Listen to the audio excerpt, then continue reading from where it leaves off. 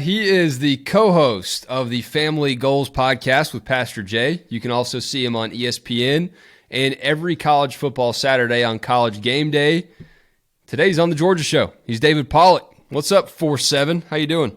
What up, Wes? How you doing, brother? How was the tweet received? I was a big fan of putting the tweet on College Game Day a couple weeks ago. That was flipping hilarious of what you said about Kirk. I saw him on the check-in on SportsCenter, and I knew that was going to blow up. So I was like, I gotta get ahead of the curve here. Hey, Wes, we were in meetings that morning in Montana, and Kirk walks in, and I couldn't help myself. He walked in, and all of a sudden, I literally was sitting there. I was like, dun dun dun dun dun dun. It was. I had to say it out loud. It was resonating in my head over and over and over again about Indiana Jones. So he didn't have the whip going, I guess, but he is still on the quest for college football playoff treasure, as we all are. I want to start off with the guys you got on your hat, though. What are the defining traits of the North Oconee Titans? You guys just knocked off a really crazy quadrant of the state playoffs. You take down Lindsey Scott's alma mater. The other bracket is Nick Chubb and Cedartown taking on Kirby Smart's team. How have you guys made it so far? It's been awesome, man. We're just a physical and tough team, man. Like if you watched us, you'd love the way we hunt. We play physical. Defensively, man, there's 3 or 4 or 5 guys near the ball every play, and we're hitting you in the mouth, and you're going to feel it. You're going to need the ice tub the next day. So we got a bunch of guys that buy in, man. They've worked their tail off in the weight rooms. They've practiced like crazy. So it's been a fun ride for me, man, learning how to coach with these kids and being around them and going to the retreats with them and building a team. It's been new for me to be around. So I've seen and I've studied football for so long, but I hadn't been in a close-knit team for a while. So it's really fun to help these kids and pour into them and grow and shoot. We're in the Final Four, baby, and win this one. And then who knows what can happen. Yeah, it's an exciting time in the 706, no doubt. So you know Kirby Smart's program. You're around them enough. You're busy with all your other obligations, but, I mean, you know how Kirby Smart runs things. Take people behind the curtain a little bit. What's a game week like, any given game week, but especially leading up to the SEC championship? Well, Kirby's a grinder. He's not going to make any bones about it. Like you're going to practice great. And you're going to be a part of the team, and you're going to work really hard, and you're going to be physical. And if you don't play. And it doesn't matter who you are. He holds you to that standard. So, usually Tuesdays are the worst because those are bloody Tuesdays. You're putting full pads on, knocking the piss out of each other the whole practice and tackling. And but Kirby he trusts his players, but he talks to them physically, and they talk about relentlessness, and they talk about physicality, and that's why you've been able to see. I mean, it's mind-blowing to think about, Wes. Like, think about all the guys they lost to the draft, and to be sitting in this situation, it's stupid. It really is. It's crazy to think about, and you look at Bullard and Malachi Starks, and these guys come in. But what do? They play the right way. You watch the Tennessee game, and you watch Bama's defense, and you watch Georgia's defense. Georgia's defense is so organized, make you earn it, very physical, very tough, know exactly what the answers are. So I think Kirby's coached a team like that. Look, I'll be honest, Wes, I think they're offensively, they're in a little bit of a slump. They got to find their way a little bit better. You watch the offense and you're like, yeah, they don't run it great. The passing game hasn't been super explosive, so they're going to definitely have to, like last year, get hot at the right time and get hot in the playoffs like you did a year ago. But, the team is always going to be the same as long as you got Kirby Smart. It'll be physical, tough, not beat yourself, run the football, and play aggressively. Stetson just hasn't thrown it as much the past few weeks. And, I can't help but wonder, is it a health thing? Is Kirby kind of running the clock out on the season, so to speak? But I understand why fans are antsy about that. You want to see the team, it's kind of like that rest versus rust deal. You want to see the team bringing momentum into the postseason. So I understand why fans are antsy about it, and they do need to bust that slump.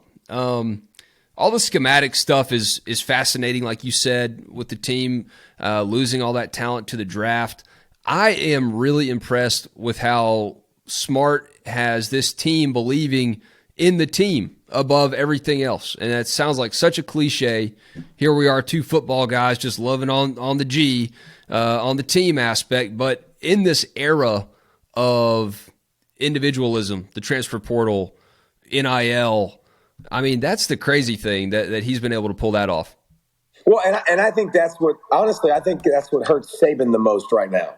Like, I think Saban's done it one way for so long and been so dang good and so disciplined and so tough. But now the kids are changing. And so here's what happens. Now kids, before they come to campus, are getting – like Bryce Young got paid over $1 million before he ever took a snap.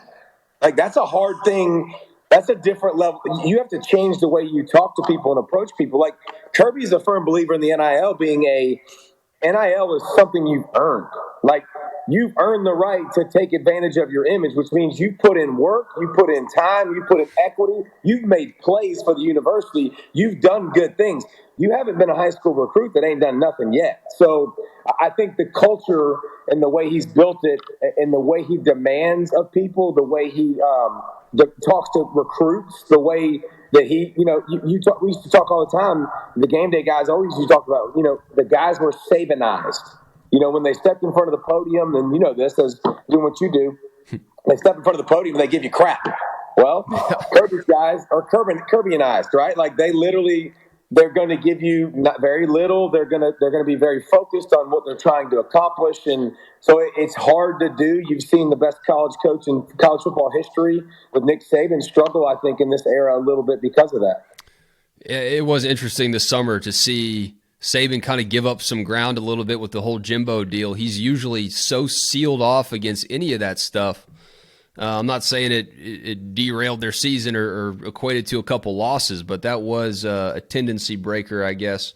So look, not a lot of Georgia fans are seeing LSU as much as you are seeing the Bayou Bengals and Coach Kelly in his purple and gold. Now, what's the story on the Tigers? What are some things that they do that could make Saturday annoying for Georgia, even though they're huge favorites in the game, or potentially that could lead to pulling off the upset?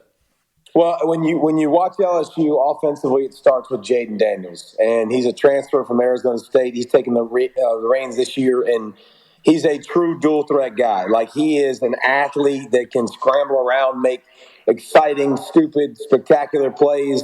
The passing game is a quick passing game. He's either going to get the ball out or he's going to take off a lot of times, scramble around and run. The running game, a lot of guys remember Emory, who was getting recruited for years and years at Georgia and was going to come to Georgia and flip to LSU late in the recruiting process. He's toting the rock and doing well. Their offensive line is they got two freshman tackles. Like, they're really, really young.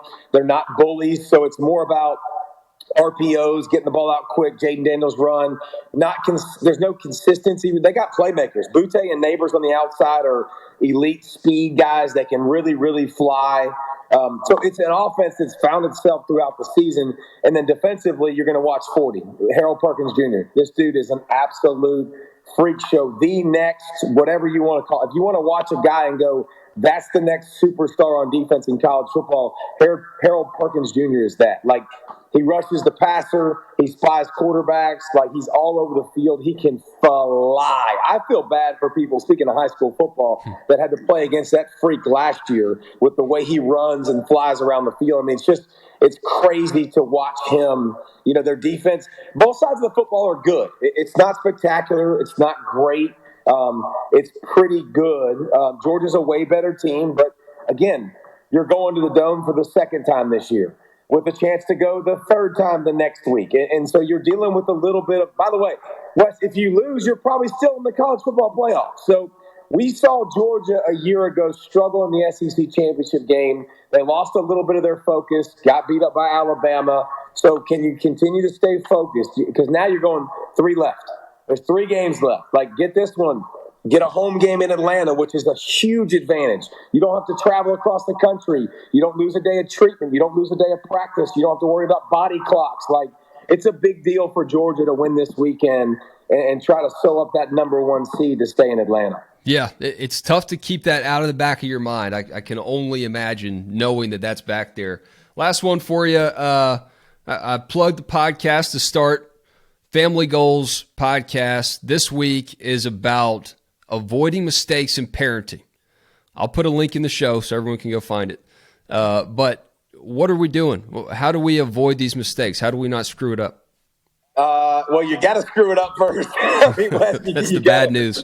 You got to screw it up along the way. I think it's kind of cool. Me and my pastor started this podcast, a couple years ago, and it's literally just trying to talk through ways that we can become better parents. And this is focused really my daughter Leah. Me and her have a lot of issues. Me and my wife have a lot of issues with Leah too. She's a 12-year-old.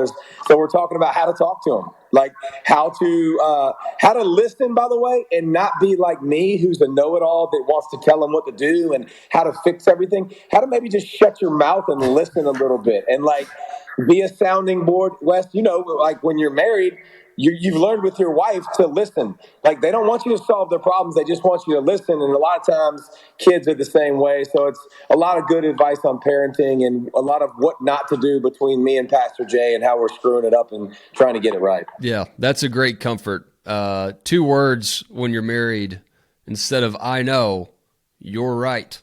Appreciate it. Appreciate it, David. Best of luck as we near the end of the season here, and this is when things get fun. So have fun in Atlanta, man. Maybe twice. I don't know. But I really do appreciate your time and everything you're doing. You're a busy dude. I don't know how you keep it all afloat, but you're doing it, man. I appreciate it, brother. Good to talk to you, man. All right. See ya.